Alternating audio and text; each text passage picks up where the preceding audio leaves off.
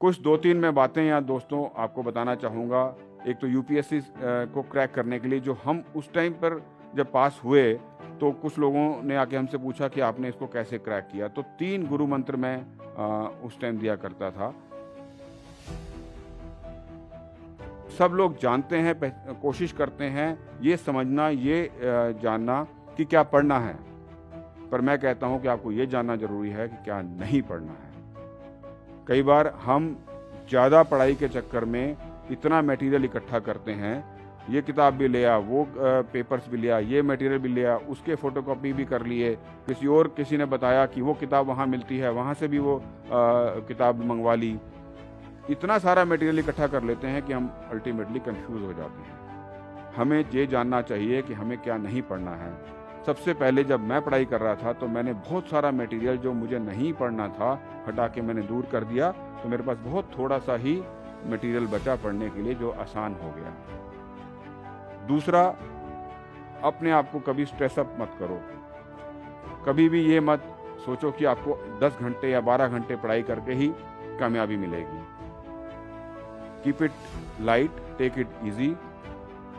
खेलो भी, घूमो भी, सोशलाइज भी करो और पढ़ाई भी लिमिटेड ही करो। ऐसा नहीं कि आपको 18 घंटे पढ़ना है या 16 घंटे पढ़ना है। Quality study is more important. जितना भी पढ़ना है वो आपके अंदर जज्ब होना चाहिए, अंदर आपके एब्जॉर्ब होना चाहिए, आपको समझ में आना चाहिए। खाली किताब के आगे सामने बैठने से कुछ नहीं होगा। और तीसरा गुरु मंत्र में जो मैं देता हूँ यूपीएससी के एग्ज़ाम को क्रैक करने के लिए, कि अपना जो लेवल ऑफ स्टडी है वो हाई मत कर ले जाओ। ऐसा मत करो कि आप पोस्ट ग्रेजुएशन या पीएचडी के लेवल की किताबें पढ़ रहे हैं। ये अक्सर हमने देखा उस टाइम भी जब हम तैयारी कर रहे थे कि जो हमारे फेलो जो एस्पिरेंट्स थे जो साथ के, वो पीएचडी की किताब का कंसेप्ट निकाल के लाते थे, मास्टर्स की किताब का कंसेप्ट निकाल के लाते थे। दोस्तों, वो बिल्कुल गलत है, क्योंकि यूपीएससी आपको ग्रेजुएशन लेवल का मिनिमम क्राइटेरिया मांगती है। वो चाहती है कि जो ग्रेजुएट्स हैं वो अप्लाई करें और ग्रेजुएट्स उनके पास आएँ। तो वो एक्सपेक्ट भी जो है करती है वो आंसर्स जो ग्रेजुएट लेवल के आंसर्स होते हैं। उसमें अगर आप पोस्ट ग्रेजुएशन लेवल के आंसर्स या उससे हायर लेवल के आंसर्स लिखते हैं, वो भी गलत है। अपने आप को कंफ्यूज करने वाली बात है, उनके एक्सपेक्टेशन से ज़्यादा करने वाली बात है। और जो लेवल वो आंसर शीट के साथ, एक जो स्टैंडर्ड आंसर शीट के साथ बैठे हैं, उससे बढ़ने की बात है। तो दोस्तों, ये 3 गुरु मंत्र मैं अक्सर लोगों को दिया करता था। बाद में आखिर में ये कहना चाहूँगा कि जीवन में कभी हताश मत होइए, निराश मत होइए। Don't give in, don't give up. हमेशा कोशिश करते रहिए। आज खराब है, कल और बुरा होगा, लेकिन परसों जरूर सितारा चमकेगा।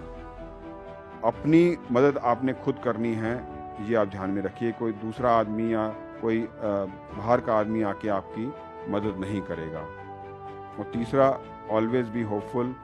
हमेशा पॉजिटिव रहिए जीवन में। हमेशा ये सोचिए कि अच्छा ही होगा आपके पास, बिकॉज लाइफ में लॉ ऑफ अट्रैक्शन बहुत मेजर रोल प्ले करती है। जब भी आप कोई अच्छा सोचते हैं, अच्छा चाहते हैं, अच्छा ही आप लोगों के साथ होता है। तो कोशिश कीजिए कि आप ये तीनों चीज़ें, कि कभी निराश मत होइए, डोंट गिव इन, ट्राई करते रहिए, पॉजिटिव रहिए और अपनी मदद अपने आप कीजिए। लास्ट में एक छोटी सी चीज़ और बताऊंगा कि जो मुश्किल रास्ता है उसको अपनाइए, आसान रास्ते को चूज़ मत कीजिए। कई बार हमने देखा है कि जीवन में लोग छोटे रास्ते को, आसान रास्ते को, शॉर्टर पाथ, जो कई बार गलत भी होता है, इलीगल भी होता है और चीटिंग वाला भी होता है, वो लोग अपना के सक्सेस हासिल करने की कोशिश करते हैं।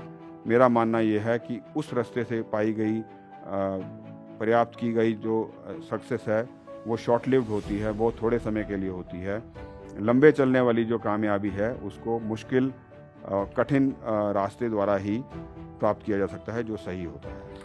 धन्यवाद।